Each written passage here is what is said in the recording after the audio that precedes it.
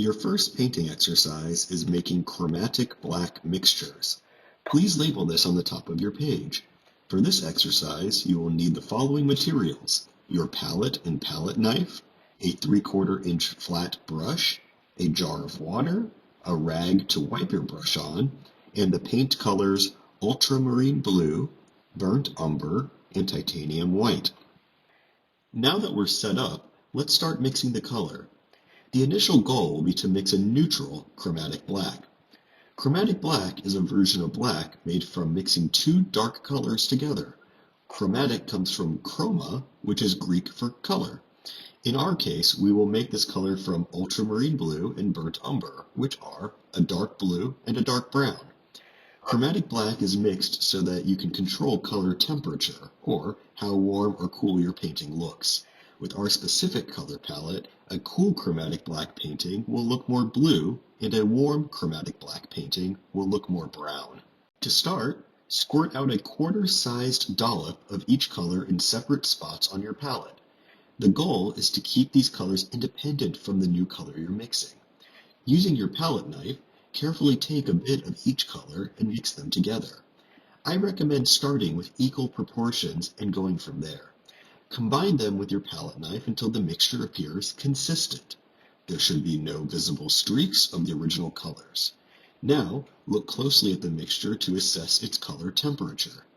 Mine is a little too cool to be neutral, meaning there's too much ultramarine blue. To make it neutral, I'll need to add more burnt umber. Keep adding proportions of the brown and blue until the mixture appears to be a neutral chromatic black. As your palette knife becomes loaded with excess paint, don't be afraid to wipe it elsewhere on your palette and regather it to use again in your mixture. When you're satisfied with the result of your chromatic black mixture, use your 3/4 inch flat brush to take some of the mixture and paint a 2 to 3 inch square on the top center of your sheet of canvas paper. You can dip your brush in some water first to make the paint more fluid so that it applies more evenly. If you have matte medium on hand, a small amount of this can also be added to your paint to increase fluidity. If you can see the white of the canvas below the layer of paint you've applied, it's too thin. To make it thicker, just add another layer over what you've already painted.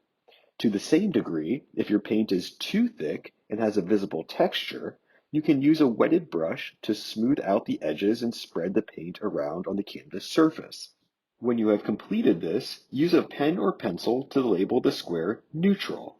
When you're not actively using your brushes, put them bristle down into your jar of water. If you leave them out with paint on them, the paint will dry to the bristles and ruin the brush.